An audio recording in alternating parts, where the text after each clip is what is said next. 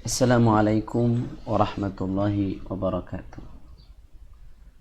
Alhamdulillah hamdan katsiran tayyiban mubarakan fi kama yuhibbu rabbuna wa yardah.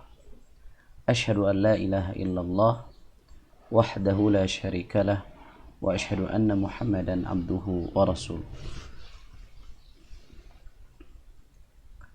Ahbabi ayyuhat talabah, marhaban bikum fi hadzal liqa. سنواصل إن شاء الله ما قرأنا من مقدمة الشارح لكتاب التوحيد. قال مصنفه رحمه الله: وكذلك يؤمنون بكل كتاب أنزله الله وكل رسول أرسله الله لا يفرقون بين أحد من رسله. وكذلك demikian pula yu'minuna mereka kaum muslimin ahlus sunnah mengimani bikulli kitabin anzalahullah terhadap setiap kitab yang Allah turunkan. Wa kulli rasulin arsalahullah dan kepada setiap rasul yang Allah utus. La yufarriquna baina ahadin min rusulih, mereka tidak membedakan antara seorang pun dari kalangan rasul-rasulnya. Dan huna al-musannif yubayyin lana mujaz an ar-rukni al-thalith wal-rabi min arkanil iman. Jadi di sini penulis menjelaskan kepada kita tentang rukun iman yang ketiga dan keempat, yaitu iman kepada kitab yang Allah turunkan dan beriman kepada Rasul yang Allah utus. Para santri sekalian yang semoga dimuliakan oleh Allah Rabbul Alamin, di antara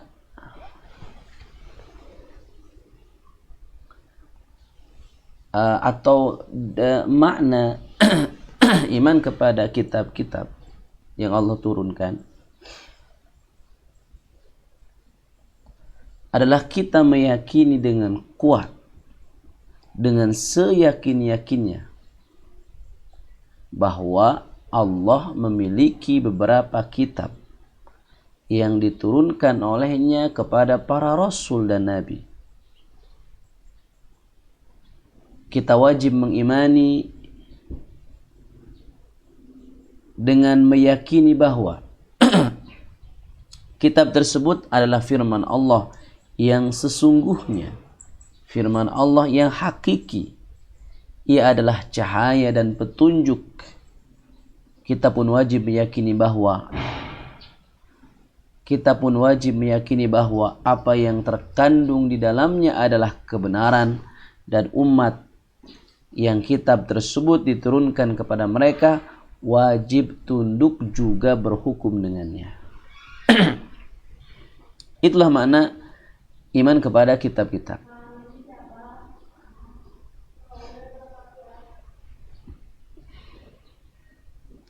Kemudian di antara dalil wajibnya beriman kepada kitab-kitab yang Allah turunkan adalah surah Asy-Syura ayat 15. Allah Subhanahu wa taala berfirman: وَقُلْ آمَنْتُ بِمَا أَنْزَلَ اللَّهُ مِنْ كِتَابٍ, dan katakanlah aku beriman kepada semua kitab yang diturunkan oleh Allah. Surah Asy-Syura ayat 15. Kemudian di antara hal yang penting terkait dengan al-iman bil kutub, bahwa kitab-kitab terdahulu sebelum Al-Quran itu sudah dirubah. Jadi sekarang ini tidak didapati naskah asli dari kitab-kitab terdahulu yang diturunkan sebelum baginda Nabi Muhammad SAW diutus. Yang ada hanyalah naskah yang telah dirubah. Hal itu sebagaimana firman Allah Subhanahu wa taala dalam surah Al-Baqarah ayat 75.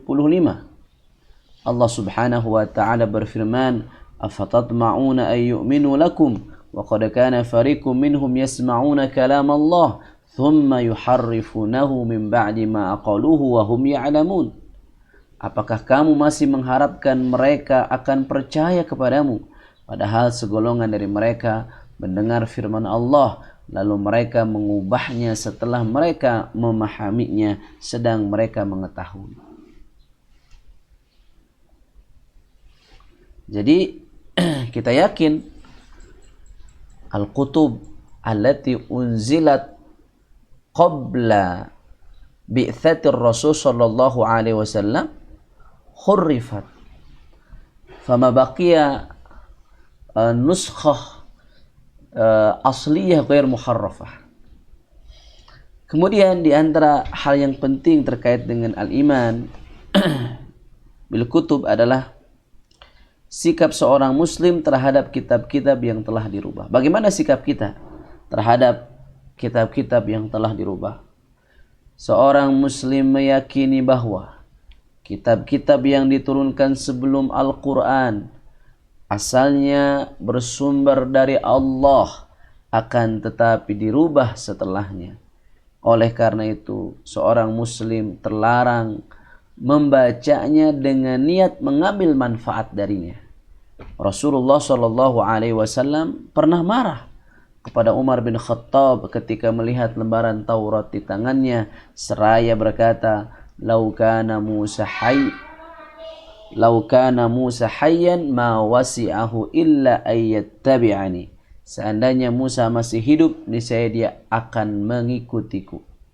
Hadis ini Hasan diriwayatkan oleh Al-Imam Ahmad. Jadi itulah sikap seorang mukmin.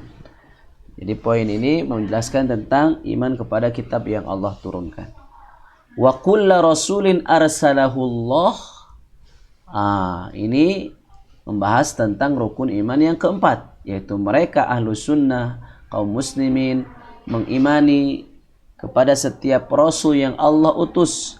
La yufarriquna baina ahadim mir rusulih. Mereka tidak membedakan antara seorang pun dari kalangan rasulnya.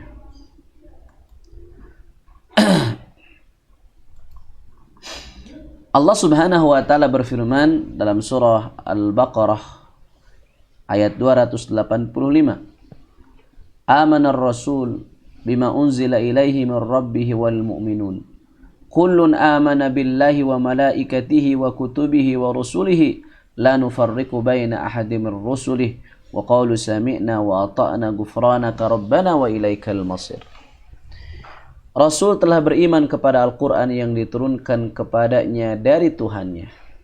Demikian pula orang-orang yang beriman. Semuanya beriman kepada Allah, malaikat-malaikatnya, kitab-kitabnya, dan rasul-rasulnya. Mereka pun mengatakan, kami tidak membeda-bedakan antara seseorang pun dengan yang lain dari rasul-rasulnya. Dan mereka mengatakan, kami dengar dan kami taat. Mereka pun berdoa, ampunilah kami ya Tuhan kami, dan kepada Engkau-lah tempat kembali. Jadi rukun iman yang keempat itu adalah iman kepada para rasul. Dan di sini Allah Subhanahu wa taala berfirman, bercerita tentang orang yang beriman, la nufarriqu baina ahadin mir rusulih. Bahwa orang beriman berkata, kami tidak membeda-bedakan antara seseorang pun dengan yang lain dari rasul-rasulnya. Maksud tidak membedakan bahwa kaum muslimin beriman kepada seluruh rasul bahwa mereka adalah utusan Allah Subhanahu wa taala. Akan tetapi tentunya kita hanya menjalankan syariat baginda Nabi Muhammad sallallahu alaihi wa alihi wasallam. Kemudian Rasul itu pilihan yang Allah berikan kepada hamba yang dikehendakinya. Tidak mungkin diraih dengan usaha. Ma yumkin an nahsul an-nubuwah wal risalah. Ma yumkin, hadha ikhtiyar, istifa'un min Allah subhanahu wa ta'ala. Falaysat hunaka madrasatun li an yakuna at-talib nabiyyan aw rasulan. La. Bal hadha istifa'un wa ikhtiyarun min Allah subhanahu wa ta'ala. قال الله تعالى في محكم تنزيله في سورة الصاد آية 7 بعد 40 وإنهم عندنا لمن المصطفين الأخيار, dan sesungguhnya mereka para rasul pada sisi kami benar-benar termasuk orang-orang pilihan yang paling baik. Idzan an-nubuwah war risalah istifa'un min Allah subhanahu wa ta'ala, falaysa li ahadin an yanwiya bi an yakuna nabiyan aw rasulan. La. Taib. Kemudian ma wajibuna tijahar rusul. Wajibuna tijahar rusul, kewajiban kita terhadap para rasul adalah pertama, membenarkan mereka, meyakini bahwa risalah mereka dari Allah.